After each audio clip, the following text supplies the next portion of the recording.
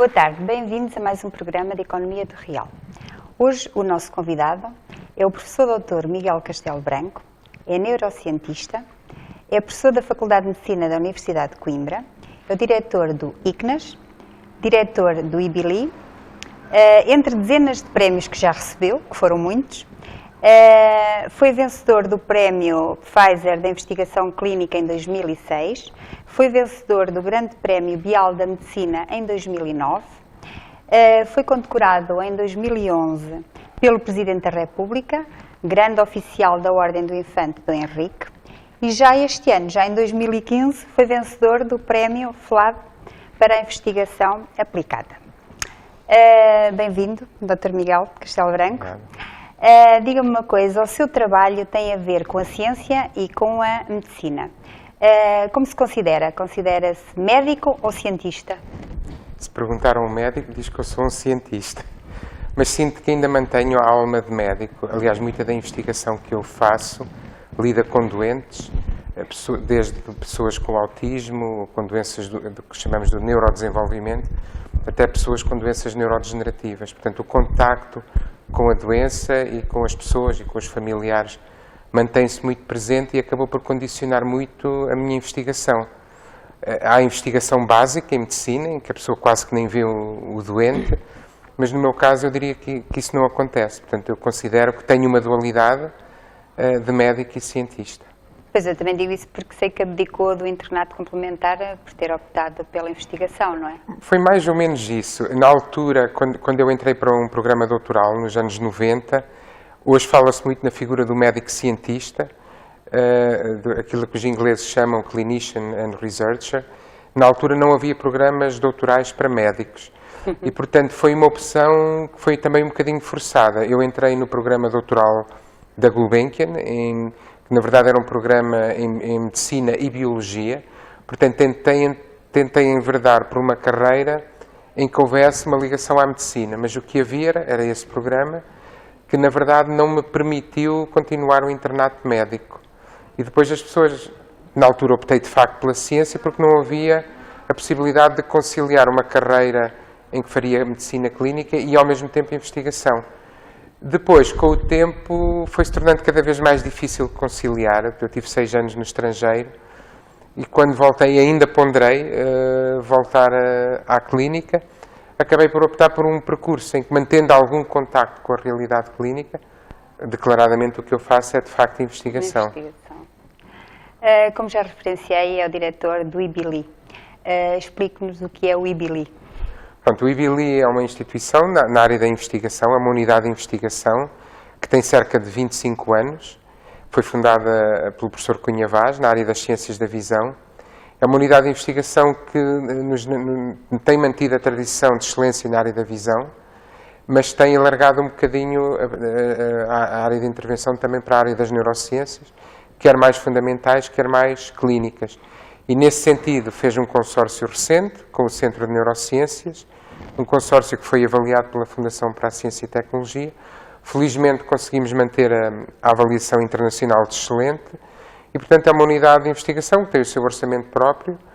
Em conjunto com o CNC, nós temos quase 200 doutorados e, portanto, eu diria que é uma unidade de investigação que faz investigação de ponta naquilo que nós chamamos investigação em translação. O que é que eu quero dizer com isto? É a investigação que vai desde a molécula até ao homem, ou seja, vai desde a bancada do laboratório até à resolução de problemas que têm a ver diretamente com o doente. E eu diria que nesse aspecto é uma unidade de investigação única no país e até com alguma relevância internacional. E em Coimbra? Pronto, é uma unidade de investigação de Coimbra, que é única na área daquilo que nós chamamos de imagem médica. Portanto, todas as ferramentas para visualizar o corpo, portanto, a imagiologia médica, de facto é única no país e até a nível internacional é difícil encontrar uma infraestrutura, e aqui tenho que falar do ICNAS, portanto, a investigação que se faz... Que eu lhe iria também perguntar o que é o ICNAS, não é? O ICNAS é uma infraestrutura de apoio à investigação na área da imagem médica e, portanto, toda a investigação que nós fazemos no IBILI sem o ICNAS não seria possível. Portanto, nós temos equipamentos muito avançados, nomeadamente... São complemento uma da outra? Complementam-se uma com a outra, ou seja, o ICNAS é mais uma plataforma tecnológica que permite aceder à tecnologia de ponta. No IBILI nós temos um corpo de investigadores que tira partido dessa plataforma. Portanto, formalmente o ICNAS é uma unidade orgânica da Universidade de Coimbra. Portanto, ao nível das faculdades, a diferença que o ICNAS tem em relação a uma faculdade é que está muito mais vocacionada para a investigação, enquanto as faculdades estão mais vocacionadas para o ensino e investigação. O ICNAS dá muito apoio àquilo que nós chamamos de teses de mestrado e doutoramento. Portanto, o segundo e terceiro ciclo, sobretudo na área da medicina, da engenharia biomédica, da bioquímica, da biologia. Portanto, o ICNAS é um instituto muito interdisciplinar e, portanto, tem até parcerias com a indústria, algo que é mais difícil fazer no IBILI, que no fundo é uma unidade de investigação dentro da Faculdade de Medicina, da Universidade de Coimbra. Portanto, enquanto o IBILI não tem autonomia administrativa e financeira, o ICNAS também não tem, mas tem muito mais facilidade em fazer parcerias com a indústria e em transferir conhecimento não só para a medicina clínica, mas também para a indústria. Temos, por exemplo, acordos com a Siemens, temos inclusivamente programas em que há bolseiros da Siemens e temos acordos com outros parceiros industriais mais na área dos ciclotrões. O ciclotrão é um pequeno acelerador de partículas que nos abre a possibilidade de sintetizar moléculas marcadas com isótopos, portanto moléculas que nós, agora estou a ser um bocadinho técnico, mas são basicamente moléculas que nós podemos injetar no sangue e visualizar o seu trajeto no corpo. E isso só é possível se tivermos um acelerador de partículas que nos permita ajudar a sintetizar essas moléculas que depois nós visualizamos no corpo. E por isso é que nós dizemos que podemos visualizar as moléculas e por isso é que falamos em imagem molecular. Que é uma coisa, e daí também podermos dizer que vamos da molécula ao homem. Podemos ver como é que as moléculas se comportam no corpo humano. Miguel, sei que o seu trabalho tem contemplado doenças como a doença de Alzheimer, Parkinson, ou seja, são doenças que ainda não têm cura. Por isso são mais assustadoras, penso eu, não é? Sim. Estamos perto de terapias para essas doenças ou não? Pois, eu iria começar primeiro qual é que é o contributo que o ICNAS tem para a doença de Alzheimer. E basicamente retorno ao assunto anterior, que é nós conseguimos visualizar a molécula que se acumula enquanto a pessoa vai envelhecendo e que se acumula particularmente na doença de Alzheimer. Essa molécula chama-se amiloide. E nós basicamente conseguimos sintetizar um composto que nos diz a quantidade de amiloide que o cérebro está a acumular. Portanto, o ICNAS tem uma contribuição muito importante para o diagnóstico precoce da doença de Alzheimer. E nós, ao fazermos o diagnóstico precoce, conseguimos testar mais precocemente também novos tratamentos. O ICNAS e o IBILI também... Pode ser, vocês podem ver ou descobrir mais ou menos se a pessoa vai ter essa doença daqui a X anos. Exatamente, porque o facto de nós podermos visualizar como é que essa molécula está a acumular no cérebro, permite-nos até saber, e é conhecido já, que a pessoa só desenvolve sintomas, só perde a memória, depois de muitos anos de estar a acumular amiloide. Assim como na doença de Parkinson, a pessoa só começa a ter tremor, depois de muitos anos... Também é possível detectarem prematuramente? Sim, nós também temos uma técnica, portanto também podemos fazer imagem molecular, que basicamente nos diz que a pessoa está a perder neurónios, numa região muito particular do cérebro, que sintetiza uma molécula muito especial, a que nós chamamos de dopamina, e nós conseguimos visualizar isso no cérebro até antes das pessoas terem os sintomas. E, portanto, entramos numa era em que estas ferramentas muito sofisticadas de diagnóstico nos permitem entrar na era da medicina preventiva. E, portanto, o ICNAS da Universidade de Coimbra é muito interessante para a indústria farmacêutica, porque nos permite testar novos tratamentos numa fase preventiva, em que a doença ainda é tratável ou até que se consegue prevenir. Agora, nós também fazemos investigação diretamente na área dos tratamentos. Como? Porque os radioisótopos, as moléculas que são radioativas, elas próprias podem tratar pela radiação local que têm num tumor. E, portanto, também estamos a desenvolver investigação diretamente na área do tratamento, usando moléculas que, por emitirem radiação, destroem localmente tumores. Por outro lado, nós podemos, uma empresa farmacêutica ou a indústria, quando desenvolve uma nova molécula para tratar uma doença, aquela passagem do animal para o homem é uma passagem muito delicada, não é? Porque, Claro. aliás, já ouviu-se falar há pouco tempo que foi criado uma unidade até aqui em Coimbra para fazer esse tipo de testes, não é? E basicamente, quando nós queremos passar do animal para o homem, a primeira preocupação não é se o efeito terapêutico resulta, a primeira preocupação é se é tóxico ou não. E as unidades, aquilo que nós chamamos de unidades de ensaios clínicos, que nós chamamos de fase 1, é a fase em que nós estamos a ver se é tóxico ou não. O ICNAS tem uma solução para isso, a que nós chamamos fase 0, em que nós conseguimos injetar estas moléculas em doses tão ínfimas, que não têm qualquer efeito no corpo, e conseguimos, se elas se distribuem nos órgãos onde nós queremos ter um efeito terapêutico. Precisamente porque ao marcarmos radioativamente, não precisamos de injetar em doses que tenham um efeito nocivo no corpo. E aí dá para detectarem se é tóxico ou não? Dá para detectar se acumulam nos órgãos onde nós queremos ter um efeito terapêutico, e a indústria farmacêutica, antes de chegar aos ensaios de toxicidade, vai primeiro testar se nós atingimos os órgãos-alvo. Por exemplo, nós fomos contactados já há pouco tempo por um investigador francês que queria testar um novo medicamento no autismo e basicamente nós propusemos marcar essa molécula para ver se ela realmente chega onde se pretende no sistema nervoso central. E portanto eu diria que vivemos uma era fascinante porque temos tecnologia muito avançada que nós acreditamos que pode diagnosticar doenças, tratá-las. Eu tenho focado muito aqui nas doenças do sistema nervoso central, mas no caso do IBILI e do ICNAS nós também temos estudos na área das doenças cardiovasculares, por exemplo, do risco de AVCs. Temos também investigação na área da oncologia, por exemplo, temos todo um conjunto de moléculas. Mas também para detectar prematuramente? Por exemplo, no cancro da próstata, nós temos moléculas para marcar, basicamente, para detectar precocemente se há neoplasias na próstata, e estamos até na fase de construção, em colaboração com o CHUC, os hospitais da Universidade de Coimbra, de uma unidade de diagnóstico avançado para os tumores da próstata. E isto porquê? Porque temos a ressonância magnética, temos o PET, temos a capacidade de sintetizar moléculas que depois vão marcar precocemente, visualizar precocemente um processo tumoral na próstata. Portanto, temos química e temos também várias modalidades de imagem médica.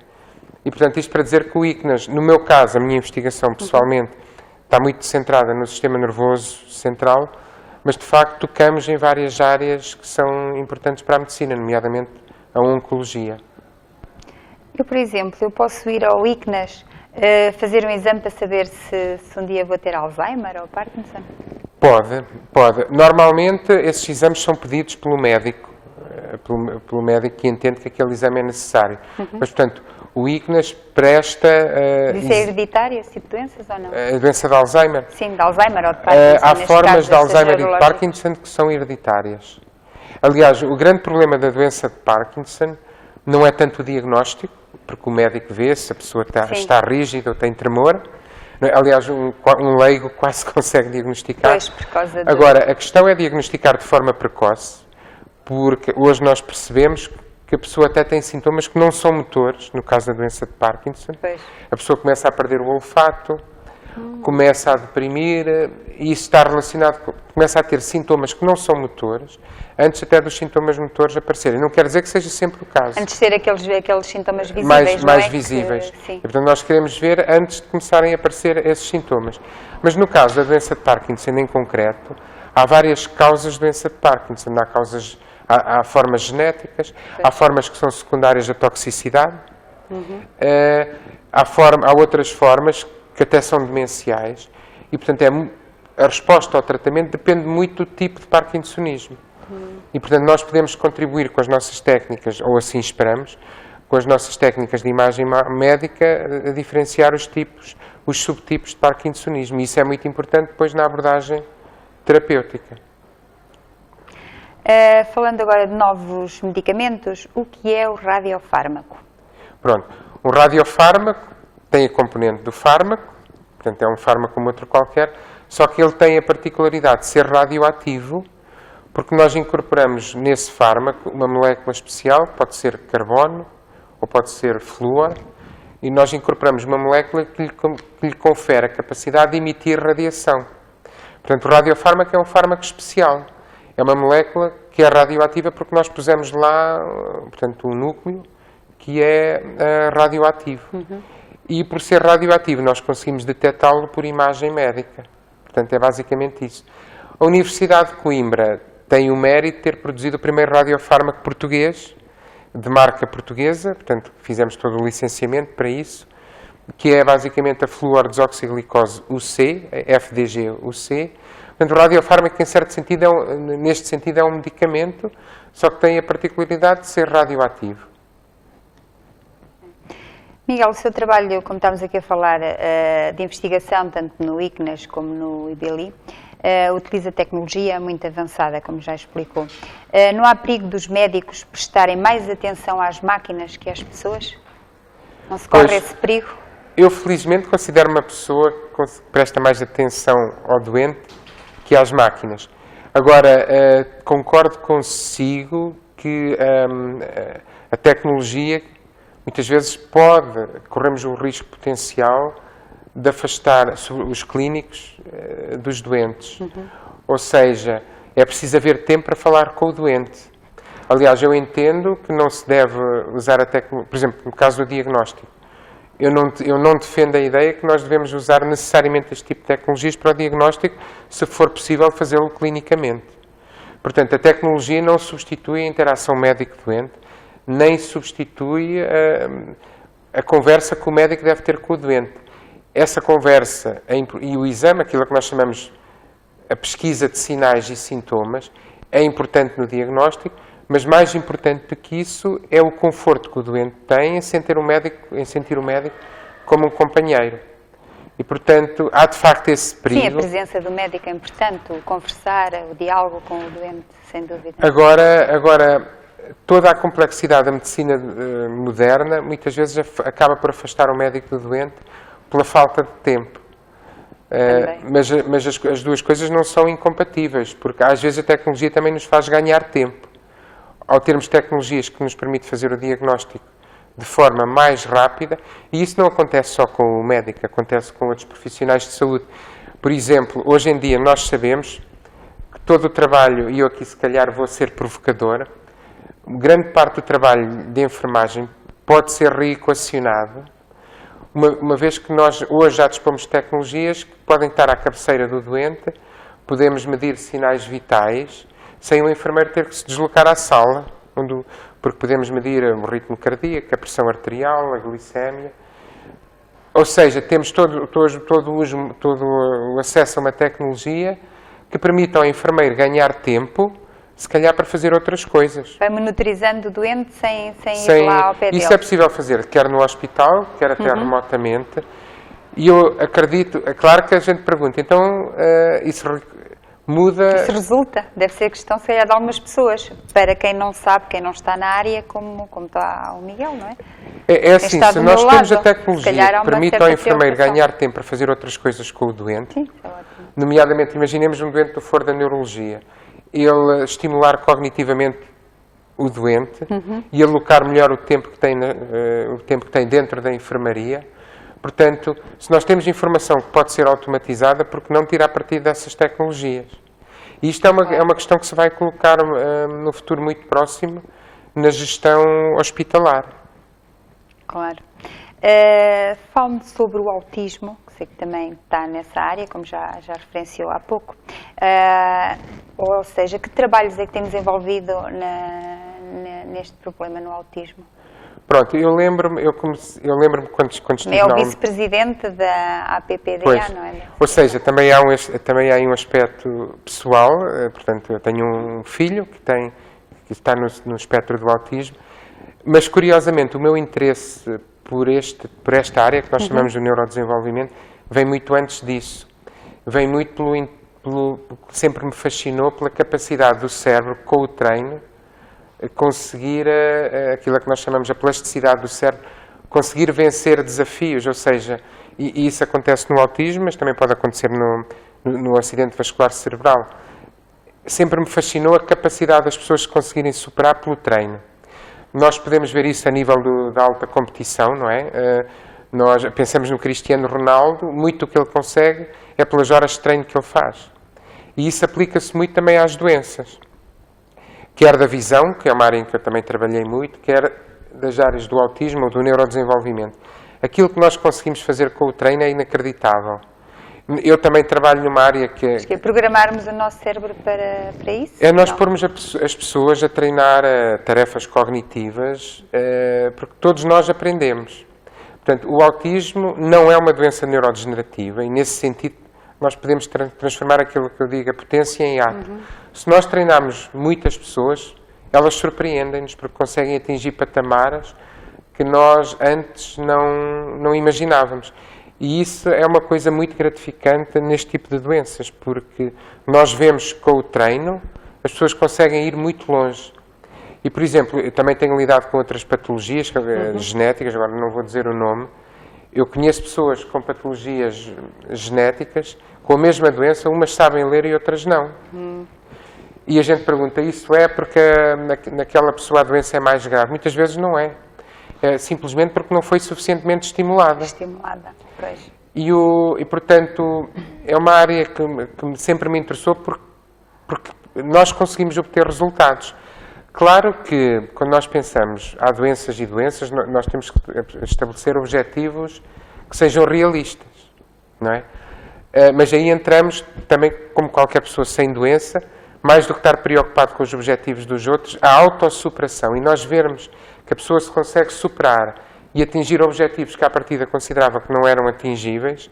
E, portanto, a recompensa que nós temos, até na parte médica, não é? De estabelecermos um programa de reabilitação e vemos que ele tem resultados, e nós fazemos muita investigação de ver quais são os limites do cérebro.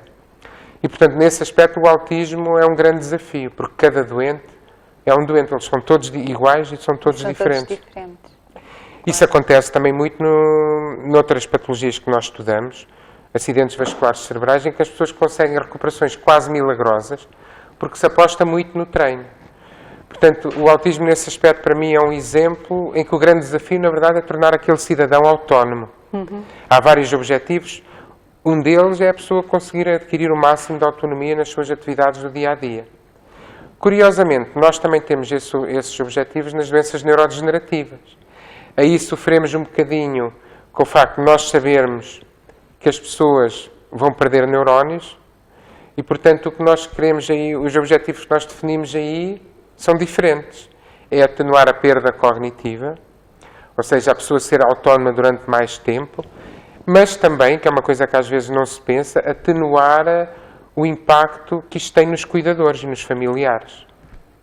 Exato. E, portanto, aí os projetos que nós temos é criar um ambiente que propicie a pessoa ser o mais produtiva possível. Portanto, dependendo da patologia, nós temos objetivos diferentes.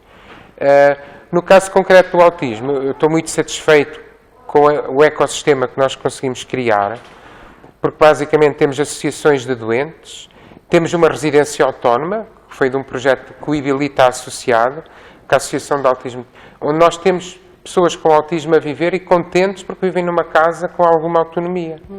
Em que temos projetos que também envolvem empresas, aquilo que nós chamamos o Assisted Living, que é uma residência que tem detectores de alarmes, em que envolve uma empresa como a ISA, envolve o IBILI na parte dos jogos da reabilitação, e, portanto, vamos desde as empresas, das IPSS, até ao ambiente académico, e até à parte clínica, que é o Hospital Pediátrico, onde nós temos uma unidade de excelência, que é a Unidade de Neurodesenvolvimento, chefiada pela doutora Guiomar Oliveira, portanto, no CHUC, Hospital Pediátrico, e, portanto, temos todas as valências, temos psicólogos, temos médicos, temos engenheiros, estamos envolvidos num projeto europeu para desenvolver ferramentas de estimulação, a tal estimulação cognitiva que depois os leva a ser mais competentes, esperamos nós, na vida real. E, portanto, nesse aspecto, eu resolvo um bocado aquele dilema do médico e do cientista, porque nós sentimos que o que fazemos tem um impacto real na vida das pessoas. E por isso é que eu estou bastante satisfeito com estes projetos que nós temos tido na área do autismo. Uma última questão, que tem a ver agora sobre economia, com o nosso programa. O que é que pensa da nova moda chamada neuromarketing? A palavra neuromarketing é uma palavra muito curiosa, porque é uma palavra que causa muitas alergias. Há muitas pessoas que ouvem falar em neuromarketing desligam logo, por causa das conotações e se calhar do sensacionalismo que tem sido dado ao tema, não é? Há pessoas que até evitam usar essa palavra e falam muito em falar na psicologia, o que é que a psicologia e as neurociências nos permitem dizer em termos do que a pessoa decide quando decide consumir algo. Não é? Portanto, eu estou interessado na temática da decisão, o que é que me leva a preferir Coca-Cola à Pepsi. E, na verdade, é muito curioso, porque pessoas que preferem Coca-Cola, como é o meu caso, se me for dado durante 50 milissegundos a provar, eu se calhar até prefiro Pepsi. Porque as pessoas, se provarem durante uma fração de segundo, preferem o que é açucarado. Mas se eu estiver a beber durante meia hora, claramente prefiro a Coca-Cola, porque não saturo.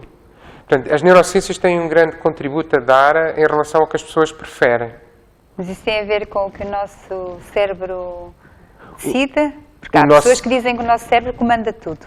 E há quem diga que não. Há uma neurociência da decisão sobre a preferência do consumo. E nós estamos interessados nisso. Por exemplo, eu estou interessado, e nós estamos a fazer estudos no IBILI e no ICNAS, em que damos às pessoas a beber a cheirar água de rosas e café, e eu gosto de saber o que é que leva no nosso sistema emocional a preferir determinados sabores e cheiros. E isso tem ligação com o neuromarketing no sentido que uma empresa de perfumes certamente tem interesse, se investe numa nova marca, naquela fragrância, tem interesse em perceber se há uma fisiologia, se uma pessoa... Por exemplo, eu vou-lhe dar um exemplo. Há pessoas que detestam coentros e há pessoas que adoram. É o meu caso. Eu estou no caso dos que adoram. Também eu. E isso, pelos vistos, até há fatores genéticos. Né? Outra questão é porque é que a pessoa, quando é miúda, detesta nabos ou detesta bacalhau e com o tempo passa a gostar. Porque é que os miúdos adoram fast food? Tudo isto tem a ver com o cérebro numa determinada idade. Portanto, eu acredito que as neurociências têm muito a dizer sobre a escolha e sobre o consumo. E isso entra no neuromarketing. Agora, há empresas de neuromarketing, né, que vendem coisas, tenho que o dizer, que são sensacionalistas e que nem sabem o que é que estão a dizer. Agora, eu acho que existe um espaço para as neurociências ligadas ao neuromarketing. Portanto, eu posso lhe dizer que uma coisa que mexe com a pessoa, com as emoções da pessoa, nós conseguimos detectar. Mas depois temos de ter cuidado com as interpretações que fazemos em relação a isso. Portanto, a palavra neuromarketing está muito contaminada. Existe aquele livro Biology, que não é biologia, é buy de comprar em inglês. Sim. E pronto, as pessoas vão muito atrás disso e depois torna-se muito sensacionalista. Eu conheço uma empresa na Holanda. As nossas técnicas são muito interessantes nessa área, porque eu consigo ver no cérebro que partes do cérebro, nomeadamente se a pessoa, quando responde a um estímulo, as emoções ligam ou não. Eu consigo perguntar, imagina uma empresa que quer tocar o lado erótico. Eu consigo saber se isso mexe com a pessoa ou não, usando técnicas de ressonância magnética funcional e usando sensores fisiológicos. Portanto, eu acho que há espaço para isso e que isso vai ter futuro, e para lhe ser franco, até estou interessado nisso. Agora, nós temos de ter cuidado com o abuso que se fazem com esses conceitos. Sim, sim, claro. Há uma curiosidade minha que eu às vezes ouço falar, que há quem defenda que o nosso cérebro, quando nós fazemos alguma coisa ou quando nos questionam alguma coisa e nós vamos responder, que o nosso cérebro já decidiu a resposta. Sim, isso é uma área que nós estamos a estudar. Bem, aliás, mas acha que é assim? Defende isso? Acha que o nosso cérebro primeiro decide e depois nós é que dizemos, sim, eu quero... Isso é uma das áreas mais quentes da neurociência e da neurofilosofia, porque que até leva a uma questão que é o determinismo.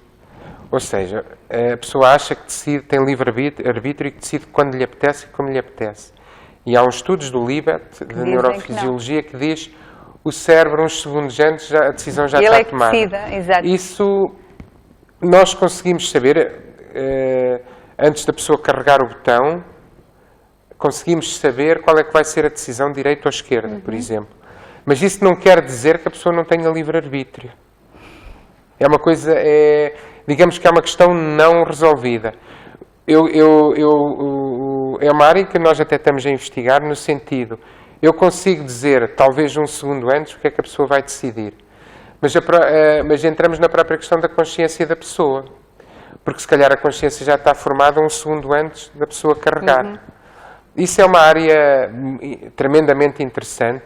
Outra que eu acho que as tecnologias que nós fazemos conseguem responder é, claramente eu consigo dizer o que é que a pessoa decide sem lhe perguntar. Isso nós conseguimos. Assim como conseguimos dizer, olhando para o cérebro, se a pessoa sentiu o cheiro ou não. Portanto, isso são áreas fascinantes das neurociências que nas próprias neurociências não estão resolvidas. Por exemplo, eu talvez consiga saber qual é que é o vestido que a pessoa prefere, ou a cor, ou a fragrância, sem ela dizer, mas isso não quer dizer, em termos de neuromarketing, que isso me adianta mais do que a própria pessoa responder.